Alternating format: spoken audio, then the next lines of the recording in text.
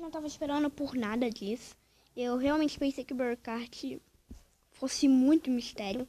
Mas eu acabei encontrando novas informações nesse canal. Adriel Games com 4. E eu encontrei essas duas imagens. Ele postou. É o modelo dos karts que os birds vão usar.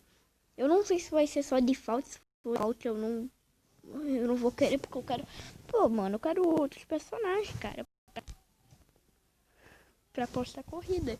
E eu pesquisei aqui Roblox Kart só pra o YouTube não ser burro e pesquisar outra coisa. E você não encontra muita coisa.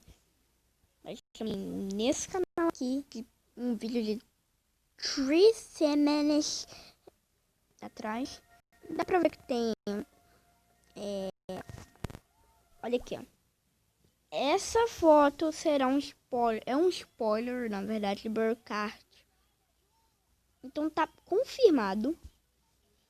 Confirmado, literalmente, que o Burkart é real, cara. Burkart is real. Is real. Burkart is real. Então, eu só vim avisar isso mesmo. E